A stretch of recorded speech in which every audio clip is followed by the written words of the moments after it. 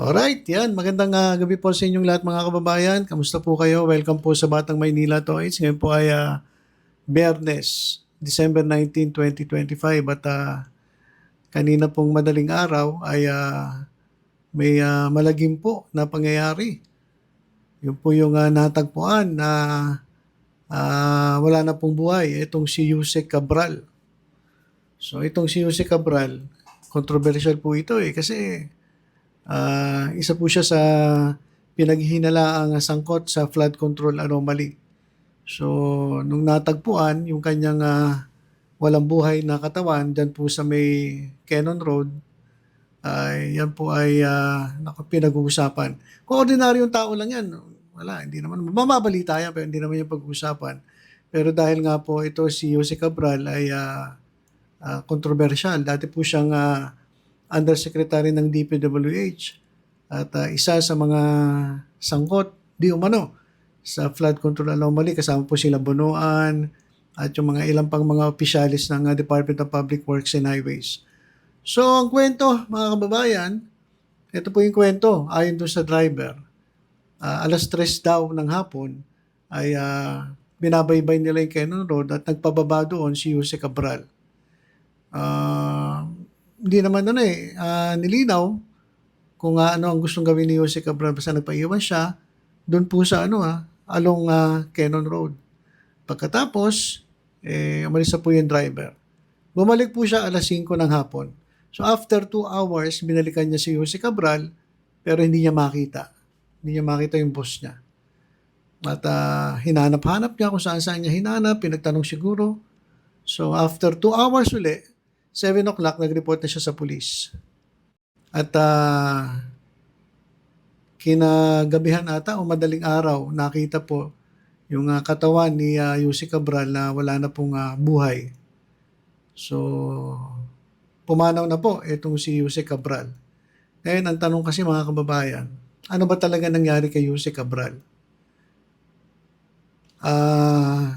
Marami po kasi marami pong speculations. Kasi nga po, napaka-controversial niya. Kasi isa po siya dun sa iniimbestigahan din po sa anomalya sa flood control. At nung nabanggit yung kanyang pangalan, agad-agad siyang nag-design sa DPWH. So sabi ng mga kapulisan, nahulog daw. Aksidente daw ang pagkakahulog at eventually pagkamatay ni Jose Cabral. Kasi mga kababayan, sabi nila natagpuan yung katawan 30 meters below. So kung 30 meters, tansyahin natin, sabihin na natin 3 meters ang interval o distance ng isang floor to another floor. Tansyahin lang natin para at least ma-visualize natin kung gaano kataas. Yung isang floor sa second floor, 3 meters ang difference. So kung 30 meters, so 10 palapag. Pag nalaglag ka talaga ng 10 palapag, talagang hindi ka mabubuhay doon. So ayon sa mga otoridad, nahulog araw, di umano. So allegedly, nahulog itong si Jose Cabral. Tapos, meron ding tinitinang anggulo na baka raw nagpatiwakal itong si Jose Cabral na pwede po nating tingnan na maaaring ang ganon ang dahilan.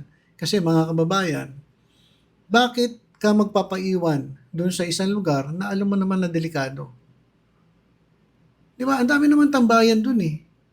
Ang daming tambayan doon, guys. Bakit doon pa sa kahabaan ng Cannon Road, doon pa sa may mga bangin? Bakit ka magpapaiwan doon? Papaiwan ka doon, pwede mag-sightseeing ka. Alright? Pero, kung magsa-sightseeing ka, dapat may nakakita. Diba? Dapat may nakakita. Kung doon ka sa lugar ng kahabaan ng Cannon Road na mabangin, at kung gusto mo lang mag-sightseeing, magpalamig, dapat may maraming tao din doon. Pero bakit walang nakaalam sa nangyari? So, ibig sabihin, malamang, doon siya nagpaiwan sa lugar na walang tao. Di ba, imposible kasing walang nakita sa kanya kung yun ay yung magsa-sightseeing lang, papahangin, papalamig, may mga upuan doon. Ba't wala nakita? So, pwedeng meron na siyang binabalak na masama. Di ba? Ba't ka magpapaiwan doon? Alam mo naman delikado doon. Daming coffee shop doon. May mga tambayan doon sa Baguio. Di ba? Hindi man lang nag-isip yung driver. Ma'am, ano gagawin mo po rito? Delikado po rito. Baka may mangyari sa inyo rito. Hindi niya ba sinabihan yung boss niya? Di ba? So, ilang yung mga tanong natin, hindi niya ba sinabihan yung boss, delikado po rito. Huwag kayo dito. Malalalim po yung bangin dito. Huwag po kayo dito tatambay. Di ba? So, pwedeng ganun eh. Lalong-lalo na mga kababayan sobrang bigat malamang ng dinadala ni Jose Cabral. Kasi alam niyo kapag ang tao po ay inatake ng depression, anxiety pa nga lang, mabigat na mga kababayan. Lalabanan mo talaga yan. Hindi ka pwedeng magpatalo dyan. How much more yung depression? Sobrang bigat ng dinadala mo, na-depress ka na, siguro kakaisip, paano na yung pamilya ko, paano na yung anak ko, paano na itong career ko, di ba? Kasi di ba, nag-resign siya eh. Ang tagal niya naglingkod bilang USEC. So, nung nag-resign siya, siguro naisip niya, mag-resign na lang ako, tapos ang sama pa ng tingin sa akin. So, ganun, mga kababayan, pwedeng sobrang bigat na hindi niya nakinaya, kaya nagbalak na tapusin na yung kanyang paghihirap, maaari siyang nagpatiwakal. So, hindi naman natin sinasabi na yun sinasabi lang natin na pwede. Doon naman sa anggulong aksidente, pwede din naman. Kasi yung sinasabi ng pulis nahulog daw accidentally nahulog. Pero bakit ka doon pipwesto? Alam mo naman na delikado. Di ba? Pero lang kung talaga may bala ka. So, hindi ko maisip na mahuhulog siya doon sa ewan ko mga kababayan ewan ko, sa tingin ninyo, saka, yung driver, hindi man lang nagsabi sa kanya, ma'am, huwag ka dito, delikado rito, doon na lang tayo. Bibiro mo, after 2 hours, binalikan niya. Sinanap niya 2 hours, wala, saka siya nag-report sa police. So, pwedeng ganon. So, aksidente, sinadya, pangatlo, foul play. Yung foul play naman, parang kung foul play, parang nalalabuan ako kung may foul play kasi bakit siya nagpaiwan doon kung merong palang nagbabalak sa kanyang masama? Di ba? Siyempre, kung may nagbabalak na masama sa'yo, hindi ka basta-basta, ay, ayoko dyan, delikado tayo dyan, may nagbabalak sa akin. Tago tayo. Di ba? Hindi magpapaiwan ka mag-isa, papaiwan ka sa driver mo for 2 hours.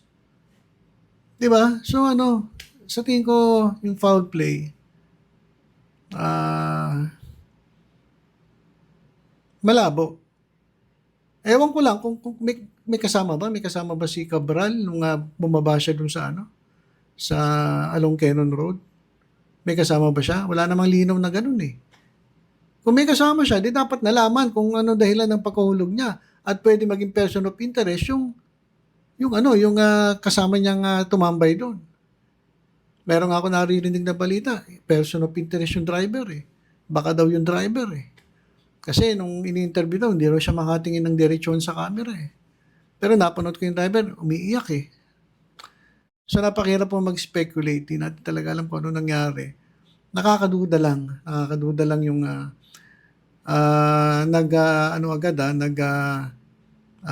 conclude agad itong kapulisan na aksidente. Pero alam ko hindi pa final daw yung findings ng kapulisan, ng otoridad na nahulog, aksidente.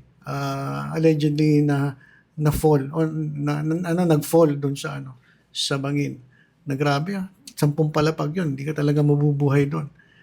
So, ayun mga kababayan, yung tatlong either aksidente talaga, nagpatiwakal, dahil sobrang bigat ng dinadala niya. Pangatlo, foul play.